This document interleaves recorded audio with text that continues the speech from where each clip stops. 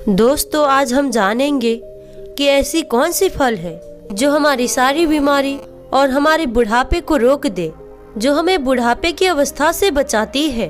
तो दोस्तों, आज हम इसी विषय के बारे में जानने वाले हैं। दोस्तों, पहले हम कोई भी चीज क्यों खाते हैं?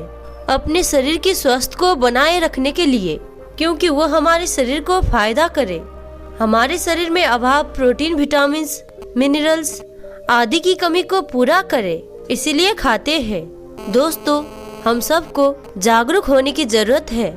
हमें क्या खाना चाहिए, क्या नहीं खाना है, कितनी मात्रा में खाना है, कैसे खाना है, कब खाना है। तो दोस्तों, इस बात का सब लोग ध्यान रखेंगे तो आप कभी बीमार नहीं होंगे। दोस्तों, पुराने जमाने की ऋषि मुनि जो रहते थे वो सारे नियमों का पालन करते थे। प्रकृति के क्या नियम है, खाना खाने के क्या नियम है, पानी पीने के क्या नियम है, वो सारे नियम का पालन करते थे। और इन सारे नियमों का एक आपस में घनिष्ठता है, एक दूसरे में संबंध है। अगर यही हमारे खाना खाने के नियमित रूटीन हो गए तो हमें तरह तरह की बीमारियां नहीं होगी। और पुराने समय की ऋषि मुनि ये अच्छे तरीके से जानते थे कि कब खाना होता था, कब सोना होता था। और आज के समय में पशु पक्षी भी जानते हैं, लेकिन आजकल प्राय लोग कुछ लापरवाहियां कर रहा है, जैसे कि देर रात तक खा रहा है, पार्टियां मना रहा है। देखिए, हमारे शास्त्रों में लिखा गया है कि अगर आपको स्वस्थ व निरोग रहना है तो सूर्य डूबने के बाद आप ना खाने का प्रयास करें। कोई भी पशु पक्षी, चिड़िया जब अपने बसेरे में चले गए, जब अपने घरों में चले गए, शाम के बाद, सूर्य डूबने के बाद ये लोग कुछ भी खाते पीते नहीं है। लेकिन आदमी को अगर रात भर पार्टी चलेगी तो रात भर खाता है। इसका एक साइंटिफिक रीजन है। हमारा ये जो पाचन तंत्र है ये किसमें काम करता है? ये सूर्य की रोशनी पर काम करता है। इसकी रोशनी जब हमारे शरीर पर पड़ती है तो हमारा पाचन तंत्र तेज होना शुरू हो जाता है। हमारे पेट के अंदर जो जठराग्नि होती है, अग्नाशय होती है, वो तेज काम करना होता है। और जैसे ही सूर्य उदय होता है उसके 2 से ढाई घंटे बाद हमें जबरदस्त भूख लगती है और यही निश्चित समय है खाने का। और जैसे जैसे सूर्य अस्त होने वाला होता है, सूर्य डूबने की दिशा में प्रवेश करता है, तो धीरे धीरे हमारे पाचन क्रिया डाउन होते चले जाते हैं और धीरे धीरे हमारे भूख डाउन होती चली जाती है। और शाम के समय जब सूर्य अस्त होने को होता है, यानी कि अगर 6 बजे सूर्य अस्त होने वाला है तो उसके 1 घंटे पहले 5 बजे आपको खूब अच्छी भूख लगेगी। 7 बजे सूर्य अस्त होगा तो 6 बजे आपको बहुत अच्छी भूख लगेगी, इसलिए कि उस समय सूर्य की रोशनी तेज होती है और इसी समय आपको खाना पीना चाहिए। सूर्य डूबने के बाद मत खाइए। अगर आप सूर्य डूबने के बाद खाते हैं तो दोस्तों, आपका वो खाना ठीक तरह से पचता नहीं है। आपके शरीर के सारे ऑर्गन्स को भी रेस्ट चाहिए, आराम चाहिए। खाने को हमेशा आप उसमें डालते रहेंगे तो पाचन तंत्र क्या होगा, वीक हो जाएगा। और जिसका पाचन तंत्र कमजोर होता है तो उसे तरह तरह की बीमारियां हमेशा अपने चपेट में लिए रहती है। तो दोस्तों, आपको अपने पाचन तंत्र मजबूत करने के लिए प्रकृति के नियम को पालन करना होगा। दोस्तों, ये जो पानी पीने का नियम है ये सबसे ज्यादा जरूरी है।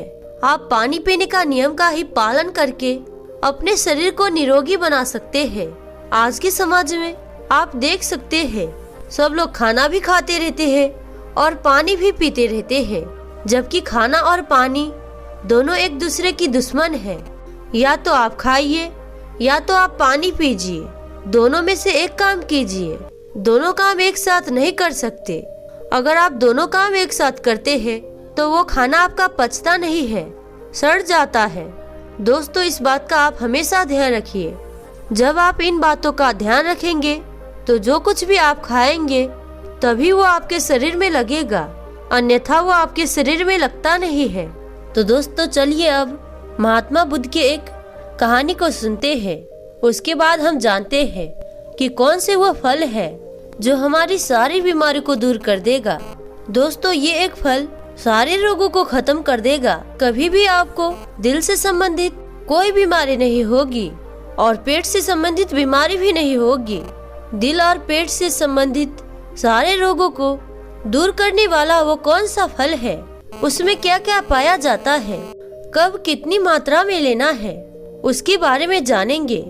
पर उससे पहले महात्मा बुद्ध के अनमोल विचार सुनते हैं और अपने ज्ञान को बढ़ा लेते हैं। एक समय की बात है, महात्मा बुद्ध बौद्ध भ्रमण करते हुए एक गांव में पहुंचे। लोग उनका बहुत आदर करते थे।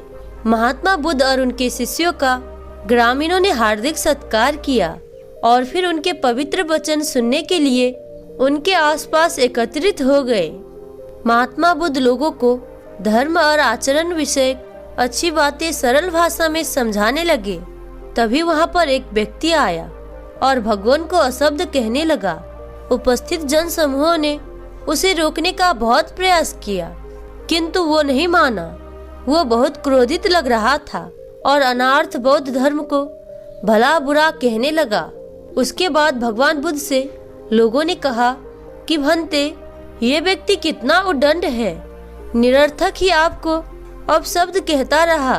बुद्ध भगवान उस व्यक्ति के आचरण पर कदापि क्रोधित नहीं हुए और उन लोगों से बोले कि ये व्यक्ति भविष्य में मेरा बहुत बड़ा शिष्य बनने वाला है। लोगों ने पूछा कि कैसे? वो तो आपको गाली देकर गया है, अशब्द कहकर गया है। तब भगवान बुद्ध बोले, देखो भंते, कोई कुम्हार के यहाँ से घड़ा लेने जाता है तो घड़े को बजाकर देखा जाता है कि वो फूटा हुआ तो नहीं है। जब 1-2 रुपए की घड़े की इतनी परख करके खरीदता है तो भला जिसे गुरु मानना है उसे 10-20 गालियां दिए बगैर कैसे पहचानेगा? पहले वो परीक्षा लेगा कि गुरु में धैर्य, क्रोध, आक्रोश व क्षमता भाव कितना है। ये जानने के बाद ही तो वो गुरु को स्वीकारेगा। इसीलिए वो व्यक्ति मुझे निरर्थक ही अशब्द नहीं कह रहा है। और आगे चलकर वास्तव में वो व्यक्ति बौद्ध धर्म का बड़ा शिष्य बन गया। किसी को शिक्षा देने से पूर्व स्वयं का आचरण भी उसी अनुरूप होना चाहिए, तभी गुरु का महान पद मिलता है। तभी वास्तव में गुरु की गुरुता स्वीकारी जाती है, जबकि उसमें सदाचरण के सभी लक्षण मौजूद हो। तो दोस्तों, उम्मीद करते हैं ये कहानी आपको जरूर पसंद आई होगी। तो दोस्तों, कहानी कैसी लगी कमेंट सेक्शन में जरूर बताइएगा। इस कहानी से आप लोग जान गए होंगे कि महानता क्या होती है। तो दोस्तों, अब बात करते हैं वो फल के बारे में। तो वो फल है सेब, और सेब की अनगिनत फायदे हैं, 2500 फायदे हैं। सेब गंभीर बीमारियों को ठीक करने की क्षमता रखता है। अब ये जरूरी है कि सेब कब खाना चाहिए, कितनी मात्रा में खाना चाहिए, ये सबसे ज्यादा जरूरी है। तो सेब में क्या क्या पाया जाता है? इसमें ऊर्जा पाई जाती है, protein, carbohydrate, fibre, calcium, iron, magnesium, phosphorus, potassium, sodium, zinc, vitamin C, vitamin B6, vitamin E, vitamin K, vitamin A, fatty acid, antioxidant जैसे तत्व पाए जाते हैं। इतने सारे तत्व इसमें पाए जाते हैं। अब अगर इसके फायदे की बात करें तो ये वजन कम भी करता है, कैंसर से भी बचाता है, डायबिटीज से भी बचाता है और रोग प्रतिरोधक क्षमता बढ़ाता है। दांतों में भी चमक लाता है, क्योंकि जब हम मुंह से खाते हैं तो इसमें मौलिक एसिड पाया जाता है, जो एसिड हमारी दांतों की सफाई कर देता है। कोलेस्ट्रॉल को भी कम करता है। ये अस्थमा में भी लाभदायक है। भूलने की बीमारी को भी ठीक करता है। हमारे आंत के लिए तो रामबाण है। लीवर को स्ट्रांग बनाता है, पाचन शक्ति को बेहतर बनाता है, रक्त संचार को बेहतर बनाता है, हड्डियों को मजबूत बनाता है। कैल्शियम जो पाया जाता है, फास्फोरस जो पाया जाता है, आँखों की रोशनी तेज करता है और आँखों की बीमारियों से बचाता है। आँखों के नीचे जो काले घेरे होते हैं उसे भी दूर करता है। विटामिन सी का ये प्रमुख स्रोत है, जिससे हमारी रोग प्रतिरोधक क्षमता बढ़ जाती है। रंग को भी साफ करता है। इसमें एंटी एजिंग गुण पाए जाते हैं, यानी बुढ़ापा रोकने वाले गुण पाए जाते हैं। मुहासे और चेहरे के दाग हटाने में भी प्रयोग होता है। ये स्किन कैंसर से भी बचाता है और बालों को झड़ने से रोकता है, बालों को पकने से रोकता है, डैंड्रफ को भी दूर करता है। दोस्तों, इसके अनगिनत फायदे हैं। इतने फायदे को तो आप जान ही गए। अब इसे आपको कब खाना है? इसको रोज सुबह खाली पेट खाना है।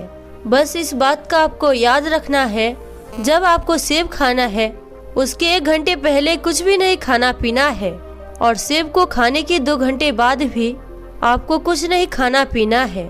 जैसे आपने 8 बजे सेब खाया तो 7 बजे पहले ही कुछ भी खाना पीना बंद कर दीजिए, और 8 बजे सेब खाया तो 10 बजे के बाद ही आप कुछ खाए। तो सेब कितना एक दिन में खाना है? आप 250 ग्राम से 300 ग्राम सेब एक दिन में खाइए।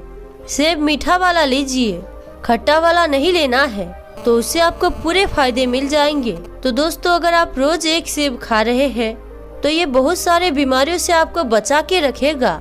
और सेब हमेशा जब खाना उसे चबा चबा के खाना, आहिस्ता से खाना, उसे छिलना नहीं है। उसके छिलके में ही फाइबर पाया जाता है। कुछ लोग सेब को छील देते हैं, उसे छिलना नहीं है। सेब 2 प्रकार का होता है। एक सेब खसखस होता है, वो कश्मीरी होता है, और एक सेब आता है हिमाचल वाला, उसमें रस ज्यादा होता है। सबसे फायदेमंद वो रस वाला होता है। तो सेब जब भी खाइएगा रस वाला लीजिएगा। और दोस्तों, 1 सेब दिन में सब लोगों को खाना चाहिए।